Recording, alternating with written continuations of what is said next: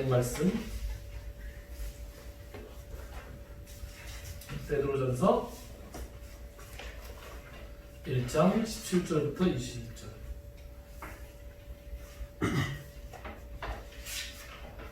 베드로전서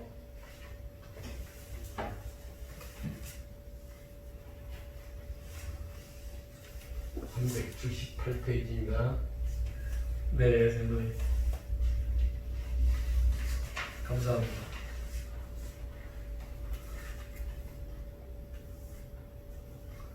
베드로전서 1장 17절부터 오늘은 21절까지 읽겠습니다. 한 절씩 교독하시고 마지막 절을 함께 읽으시죠. 외모를 보시지 않고 각 사람의 행위대로 심판하시는 이를 너희가 아버지라 부른즉 너희가 나그네로 있을 때를 두려움으로 지내라. 너희가 알거니와 너희 조상이 물려준 헛된 땡신에서 대속함을 받은 것이 은이나 금같이 없어질 것으로 된 것이 아니오. 오직 흠없고 점없는 어린 양 같은 그리스도의 보배로운 피로 된 것이니라. 그는 창세 전부터 이미 알려진 바 되신이라. 이 말세에 너희를 위하여 나타내신 바 되었으니 함께했죠. 너희는 그를 죽은 자 가운데서 살리시고 영광을 주신 하나님을 그리스도로 말미암아 믿는 자니 너희 믿음과 소망이 하나님께 있게 하셨느니라. 아멘. 연휴 때인데 어디 가지 않으시고 예배당 나오셔서 예배 드리시는 여러분들 너무 감사합니다. 하나님께서 기뻐하실 줄로 믿습니다.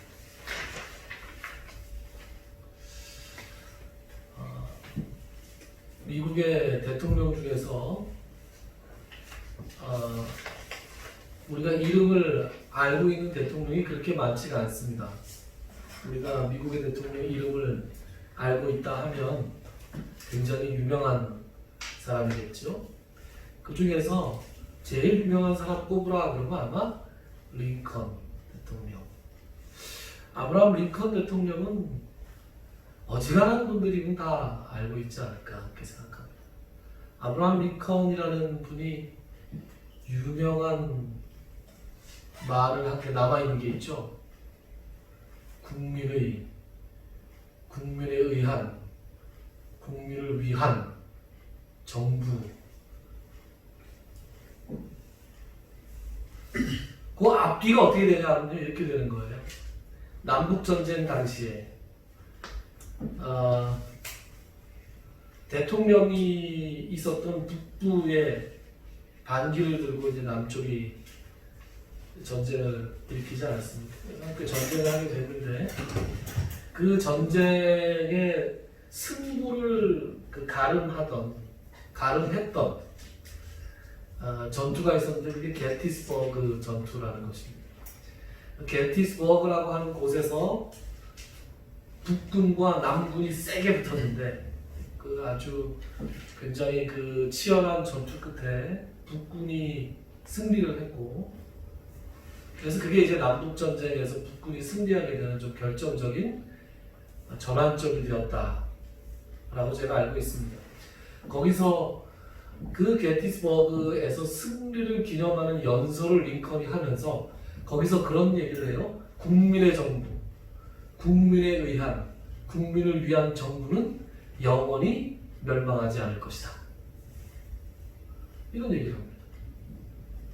그런데 이 유명한 문구가 사실은 링컨이 처음 한 말이 아니었습니다.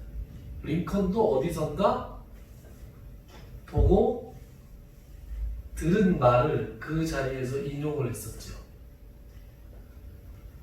어디서 인용했느냐? 종교개혁자 그러면 생각나는 이름은 마틴 루터? 예. 네, 칼빈? 이런 분들이 생각나시죠? 루터와 칼빈, 루터로부터 시작했던 그 종교개혁 이전에 종교개혁적인 내용을 가지고 교회가 개혁해야 된다라고 주장하시던 분들이 몇 분 있었습니다. 그 중에서 영국 사람이 존 위클리프라는 이름을 가진 영국의 대주교였습니다. 그래서 이분이 최초로 라틴어로만 되어 있던 성경을 영어로 번역을 했어요. 그런데 당시에는 말이죠, 교회가 라틴어로 된 성경만 진짜 성경이다 이런 생각을 가지고 있었어요. 이것에 대해서 얘기하자면 굉장히 긴데 어쨌든 나중에라도 이 배경을 설명할 때가 있겠죠. 자세하게 설명할 때가 있겠지만, 그래서 그 당시에 라틴어 외에 각 나라의 언어로 성경을 번역하는 것을 교회에서 엄격하게 금지하고 있었습니다. 여러분, 그 유럽 여행 같은 데 혹시 가볼 기회가 있으신 분들이나 아니면 학교 다닐 때 이렇게 교과서로 배울 때 이 큰 성당 같은 데 가면, 유럽의 성당에 가면 이렇게 천정이고 벽이고 그림들이 많이 그려져 있잖아요. 그 왜 그렇게 그림이 많이 그려져 있는지 아십니까? 오늘날 우리 교회나 성당 가서 그림 많이 그렇게 그리지 않습니다. 왜 그렇게 그림을 그리냐? 사람들이 성경을 읽을 수가 없어요. 라틴어로 되어 있는 걸 일부 신부들만 읽을 수가 있고, 그 중에서도 신부들 중에서도 그냥 좀 이렇게 옆으로 신부된 사람들은 그나마 라틴어를 읽지 못했습니다. 그러면 그 중에 라틴어를 읽을, 성경을 읽을 수 있는 사람이 없었기 때문에 예수님의 생애, 천지창조 이런 아주 중요한 거에 대해서 대부분의 사람들에게 그림으로 가르쳐줬어요. 그래서 벽화가 많이 있는 거예요. 그래서 대부분의 신자들이 하나님의 말씀이 도대체 뭐라고 말하고 있는지에 대해서 읽어볼 기회가 없었습니다. 그래서 그것이 아주 성직자들에게 독점되어 있었고, 그 성직자들에게만 독점되어 있었던 성경을 읽을 권리가 또 하나의 권력이 되어서 그 당시에 기독교를 많이 타락하게 만들었죠. 그것 때문에 종교개혁이 일어났는데, 종교개혁의 시발점은 그래서 성경, 라틴어로 된 성경을 이렇게 바꾸는 것으로부터, 번역하는 것으로부터 시작되었다. 그래서 영어로 된 성경을 존 위클리프라는 분이 번역을 한 다음에 그분이 화형을 당합니다. 평생 그 높은 성에 유배됐다가 갇혀 있다가 죽었는데, 죽은 다음에 꺼내서 화형을 했던 걸로 제가 알고 있어요. 그러니까 우리나라도 옛날에 부관 참식을 해서 어마어마한 형벌이 있었는데 그런 형벌을 받았습니다. 그러니까 존 위클리프는 하나님의 말씀을 번역하면서 뭐 어떻게 한 거예요? 목숨을 걸고 번역을 했던 것이죠. 여러분, 그런 시대가 있었다고 참 생각하니까 너무 끔찍하지 않습니까? 그런 시절이 있었습니다. 그때 존 위클리프라는 분이 위클리프 최초의 영어 성경 번역 성경을 다 번역한 다음에 그 성경 맨 앞에 서문을 쓰면서 뭐라고 썼냐? 이 성경은 국민을 위한 정부를 탄생시킬 것이다. 이렇게 썼어요. 뭔가 좀 감동이 오지 않습니까? 그리고 그것에 감명을 깊이 받았던 또 독실한 크리스찬이었던 링컨이 미국 역사의 중요한 전환점에서 그 유명한 말을 하게 되고, 지금도 심심치 않게 많은 사람들에 의해서 그 국민을 위한, 국민에 의한 이런 말이 인용되고 있습니다. 제가 오늘 서론이 좀 길었습니다만 여러분들의 상식을 위해서, 또 재미난 얘기잖아요. 재미난 역사의 얘기니까 한 토막 들려드리고 싶었습니다. 그런데 사실 제가 이 말씀을 드린 것은 교회는 어떤 교회여야 되는가 라는 말씀을 드리고 싶어서 이 문구를 인용했습니다. 정부는 국민을 국민에 의한, 국민을 위한 정부여야 하듯이 교회는 나그네의 교회, 나그네에 의한, 나그네들을 위한 교회여야 된다 라는 말씀을 드리기 위해서 오늘 이 문구를 장황하게 인용했습니다. 오늘 17절 말씀을 보면 이런 말씀이 나오죠. 외모로 보시지 않고 각 사람의 행위대로 심판하시는 일을 너희가 아버지라 부른즉 너희가 나그네로 있을 때를, 이렇게 되어 있습니다.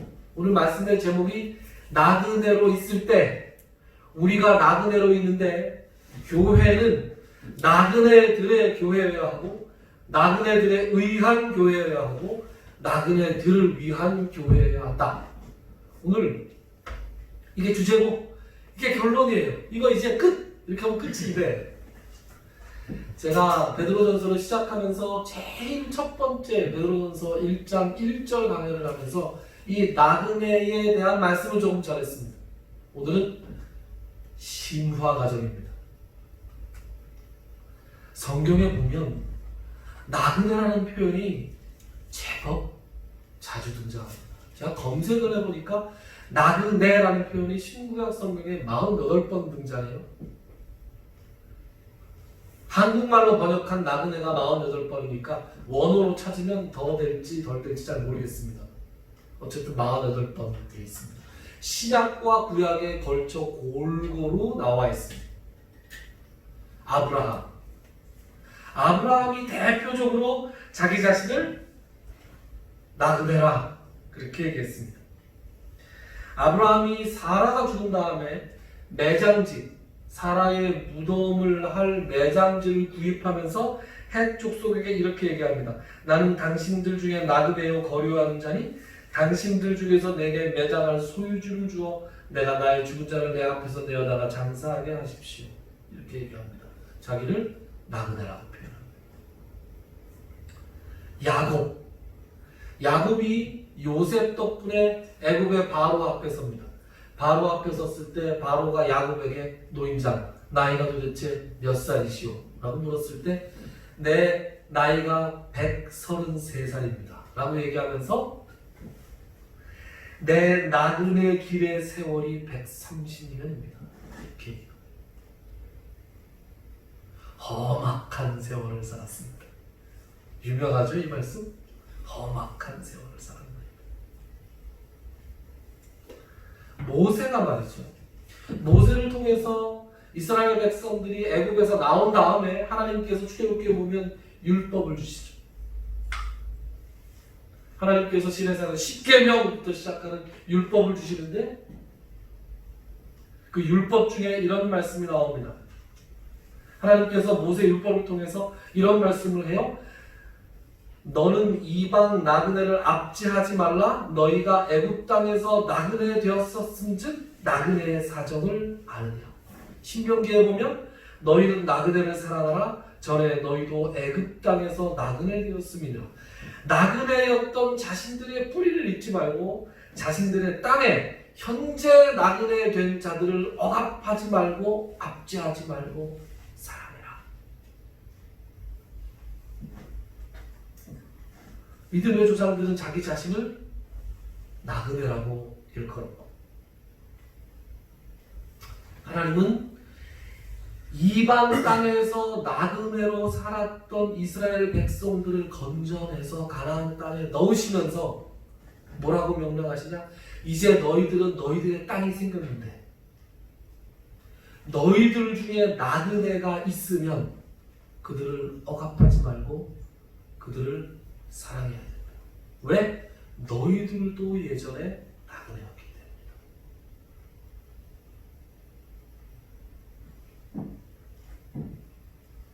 여러분, 노사정은 뭐가 안 다르죠?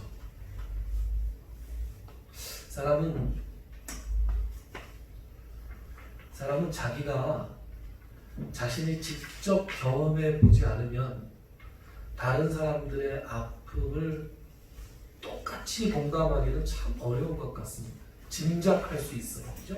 짐작할 수 있고 아유 그런가 보다라고 얘기할 수 있지만, 그러나 정말로 그것을 같이 체험해 본 사람이 아니면 그것을 또 똑같이 공감하기가 어려운 그런 존재입니다. 제가 언젠가 얘기해드렸는지 모르겠는데 저보다 한 2년 정도 후배되는 목사님이 한 분 계시는데 저하고 제가 부목사 시절에 같이 같은 교회를 섬겼어요. 같이 전도사 시절에 섬겼어요. 근데 그분이 청년부를 맡으면 그렇게 청년들이 많이 나옵니다. 좀 세밀할 정도로 청년부를 잘했어요. 그러니까 제가 맡았다가 제가 이제 나이 어린 청년부를 맡았다가 제가 많은 청년부로 옮기고 그 다음에 그 전도사님이 그 청년부를 딱 맡잖아요. 그리고 인원이 늘어나는 거예요. 야, 은근히 부럽기도 하고 샘도 좀 나고. 나중에 보니까 다른 교회로 옮겨서도 청년부를 맡기만 하면 그 목사님은 그 청년부가 그렇게 늘어났어요. 인원이. 자, 비결이 뭘까라고 생각을 했는데, 여러분 고등학교 때까지, 고등부 때까지 이 교회를 잘 나오다가, 고등부 때까지 잘 나오다가 고등학교를 딱 졸업하고 청년부에 나오려고 할 때 그 청년부에 나오는 걸림돌이 되는 게 뭔지 아세요? 대학을 갔냐? 못 갔네. 대학을 못 가고 재수를 하고 있잖아요. 예를 들어. 그러면 그 재수를 하고 있는 것 때문에 그게 너무나도 뭐 본인 스스로가 위축이 돼서 교회에 나오지 못하는 친구들이 정말 많습니다.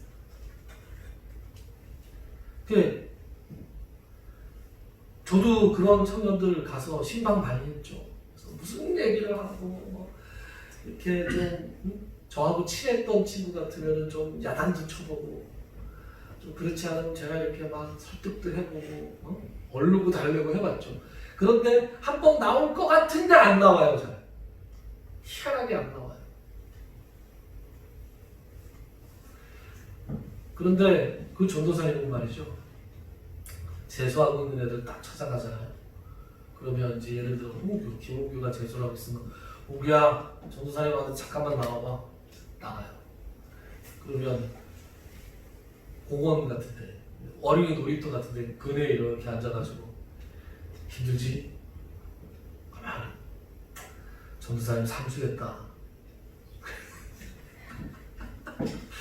전도사님 삼수했다. 그러면 그 다음 주부터 걔 청년부 나옵니다. 아무 말이 필요 없어요. 손 한번 탁 잡고, 전도사님 삼수했어. 그러면 그 다음부터 얘는 그 전도사님만 보고 나오는 거예요. 너무나 공감이 되는 거예요. 암만 좋은 말로, 암만 그럴듯한 말로 제가 얘기해도, 목사님은 재수해 본 적 없잖아요. 목사님은 그럴듯한 대학 다녔잖아요. 목사님 같은 사람이 내 심정을 어떻게 알겠어요? 라고 얘기하는 것 같았어요. 그런데 그 전도사님이 가면 손 한번 탁 잡고 한번 찾아가면 그 다음부터 그 애들이 나와요. 애들이 자동적으로 재수하든 삼수하든 그냥 애들이 와요. 애들이 와서 그 전도사님하고 같이 너무나 신앙생활을 잘하는 걸 제가 목격했습니다.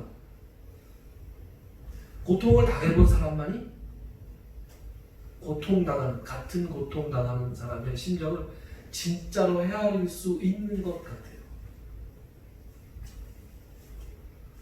여러분, 하나님께서 말이죠, 이스라엘 백성들을 뭐 잘난 상태에서 불러주신 거 아니에요. 그죠? 아브라함과 이삭과 야곱을 봐서, 요셉을 봐서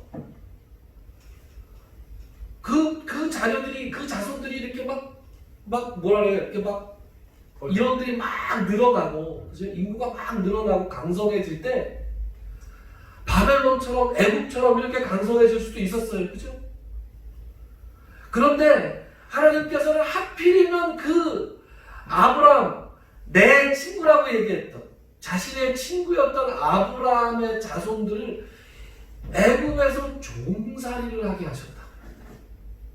그 비옥한 땅에서 떳떳하게 자주 독립국가를 만들도록 하지 않고, 그래서 강성해지게 만든 것이 아니라 하나님이 가장 비참한 노예, 종, 오늘 표현대로 하면 나그네로 그 인구가 늘어나게 하셨어요. 그리고 그들의 힘이 아니라 하나님의 강권적인 역사로 그 나그네들을 가나안 땅에 집어넣으셨어요. 왜 그랬을까요? 너희들이 나그네 생활을 했기 때문에, 가장 밑바닥에서 가장 어려운 생활을 해봤기 때문에 이제 너희가 들어가는 가나안 땅에서 너희들이 내 말씀대로 살고, 그리고 너희 안에 있는 고아와 과부와 종과 나그네들에게 너희들의 옛 시절을 생각해서 긍휼을 베풀고 사랑을 베풀어라. 하나님께서 그렇게 명령하신 거예요. 다윗 왕은 성전을 지을 계획을 발표하고도, 그래서 성전을 지을 계획을 발표하자 모든 백성들, 다윗을 시작해서 모든 백성들이 다 성전을 짓기 위해서 모든 예물들을 막 드립니다. 그 예물들을 다 모아놓고 하나님 앞에 기도할 때 이렇게 기도해요. 뭐라고 기도하냐? 우리는 우리 조상들과 같이 주님 앞에서 이방 나그네와 거류민들이라. 세상에 있는 날이 그림자 같아서 희망이 없나이다.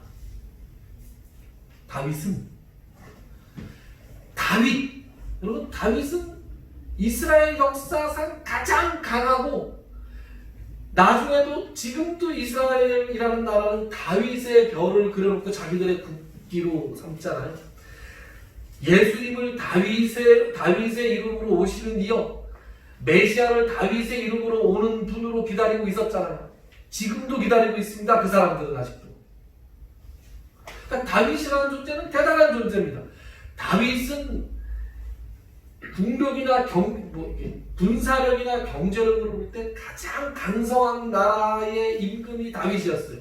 그런데 그 다윗은 그 많은 헌물들을 쫙 모아놓고 하나님 앞에 기도할 때 자기들을 뭐라고 불러요? 우리가 나그네고 거류민들이다. 어디서? 주님의 눈 앞에서. 그러니까 우리는 이 아브라함과 이삭과 야곱과 모세와 이 다윗의 신앙을 본받아서 어떤 신앙을 가져야 한다? 우리가 이 땅에서 주님의 눈 앞에서는 우리가 영원히 나그네일 수밖에 없다 라는 의식을 가지고 살아가야 됩니다. 이 세상에 소망을 두지 않고, 그리고 나에게 속한 것이 뭐 조그마한 것이라도 나에게 속한 것이 있다면, 이것은 하나님께서 다른 나그네를 위해서 쓰라고 나에게 잠깐 맡기신 것이구나 라고 생각할 수 있어야 됩니다. 우리는 그런 나그네고, 그런 나그네 의식을 가지고 살아가야 마땅한 사람들입니다. 신약에 가면 말이죠. 신약에 가면 오늘 제가 이렇게 두껍게 뭔가 잔뜩 말씀을 전하려고 가져왔는데 한 말씀만 찾아볼게요. 우리 마태복음 한번 찾아봅시다. 마태복음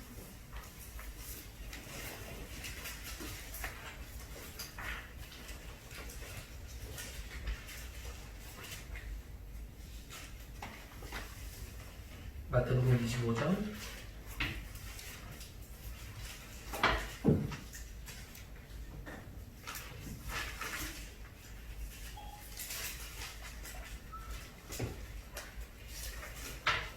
마태복음 25장. 그럼 마태복음은요, 비유가 3개 나오죠? 마태복음의 25장에 멸천의 비유, 달란트 비유, 그리고 마지막 양과 염소의 비유에 대해서 나옵니다.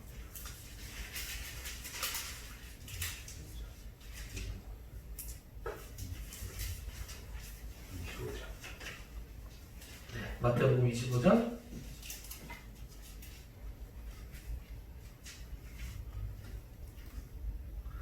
긴데요. 31절부터 46절까지 봐야 되는데 시간 관계상 31절부터 35절까지만 보겠습니다. 31절부터 35절까지.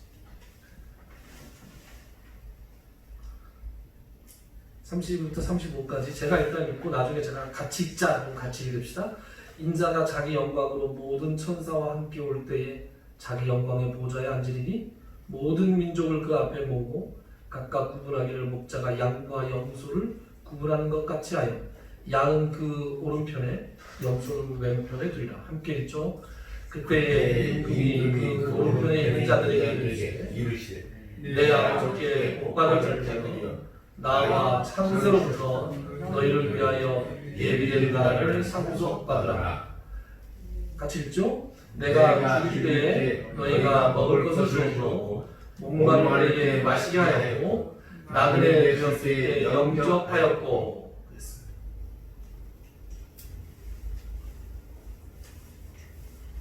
양과 염소의 비유에 대해서 여러분들 알고 계십니까?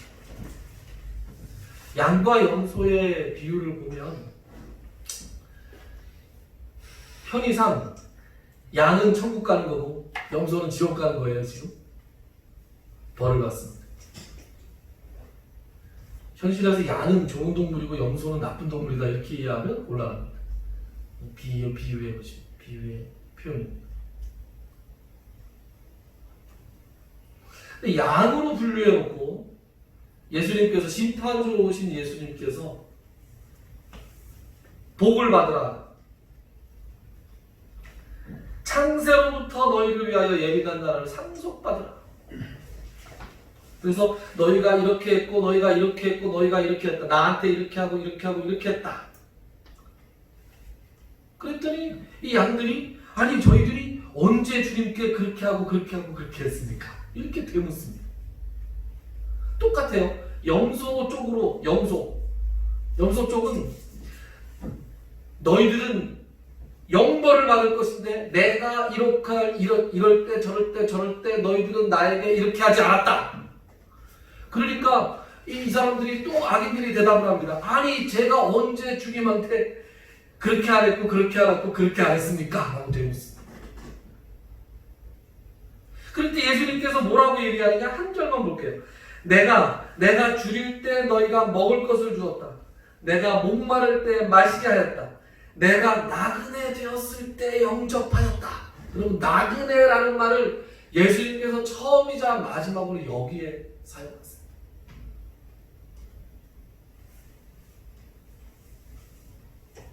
헐벗을 때 옷을 입혔고 병들었을 때 돌보았고 옥에 갇힐 때 와서 보았느니라. 저희가 언제 그랬습니까? 여기 있는 내 형제 중에 지극히 작은 자 하나에게 한 것이 곧 내게 한 것이다.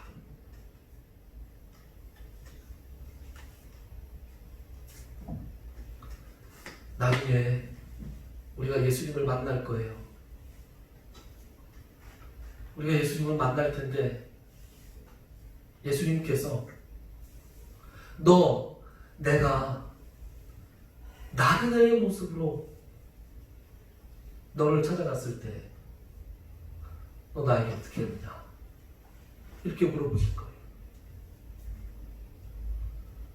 그제서야 우리가 가슴을 치면서 생각할 거야. 그때 그 나그네로 오셨던 그 형편없는 모습, 그 보잘것없는 모습, 그 누가 봐도 주목하지 않을 만한 큰 무시하고도 남을 만한 그 모습이 바로 주님의 모습이었구나.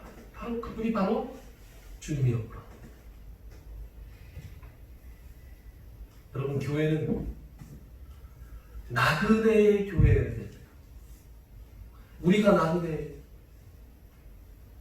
그리고 이 나그네들에 의해서 꾸려져야 되는 교회입니다. 그리고 이 나그네들이 누구를 위해서 존재하는 교회예요? 또 다른 나그네들을 위해서 존재하는 교회예요. 믿음의 모든 선진들과 예수님의 말씀을 통해서 오늘 우리 마음판에 새기고 갑시다. 나그네에 의한 나그네의 교회. 우리 교회가 지향해야 될 교회입니다. 다 같이 기도합시다. 하나님, 우리가 주의 목전에서 잠깐 이 세상에서 왔다가 사라질 안개 같은 존재요, 나그네 같은 존재인데 마치 천년 만년 이 땅에서 살아갈 것처럼, 이 땅의 것들이 영원한 것처럼, 이 땅의 것들이 썩지 않을 것처럼 우리가 살아가고 있을 때 얼마나 많은지 알 수 없습니다. 그러나 오늘 말씀을 통해서 우리가 이 땅에 소망을 두지 않고 영원한 썩어지지 않을 것에 소망을 두고 있는 이 땅에서 나그네로 자랑스럽게 살아갈 수 있는 사람이라는 것을 다시 한번 확인하게 하시니 참으로 감사합니다. 스스로 나그네에 대한 삶을 기쁘게 살아가는 우리가 되게 하시고, 우리를 찾아오는 또 수많은 나그네들을 주님을 대하듯이 우리가 대할 수 있는 사람들로 우리를 세워주시고 인도하여 주시옵소서. 나그네가 넘쳐나고 나그네가 언제든지 들어올 수 있고, 나그네를 위해서 우리의 모든 것들을 다 사용하여 그 나그네 되신 주님에게 드릴 수 있는 우리들 다 되게 하여 주시옵소서. 예수님의 이름으로 기도드리옵나이다. 아멘.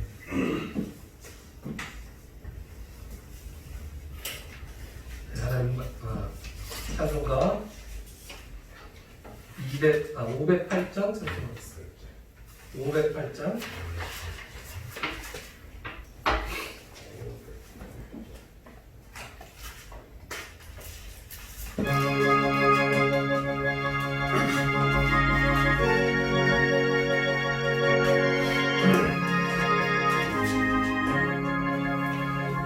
우리가 지금 나그네 되어도 화려한 천국에 거자나가리니, 이 세상 있을 때 주 예수 위하여 끝까지 입소리하세.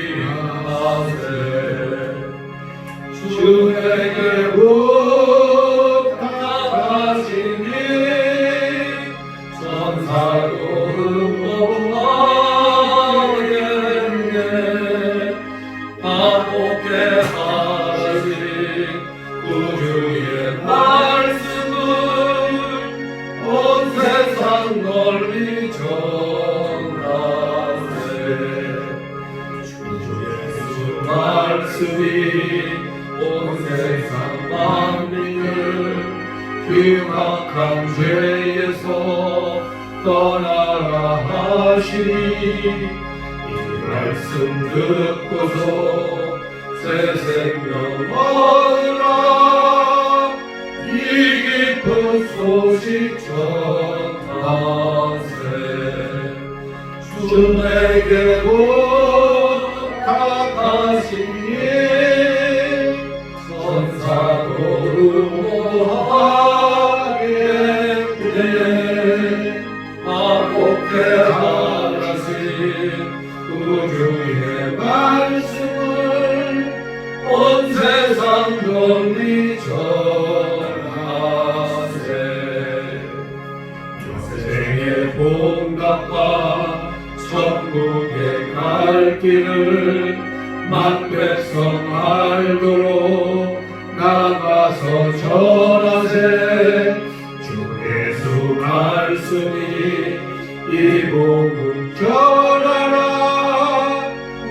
우리에게 부탁하셨네. 주에게 부탁하시니 천사도 흠모하겠네. 화목해 하신 구주의 말씀을 온 세상 널리 전하세.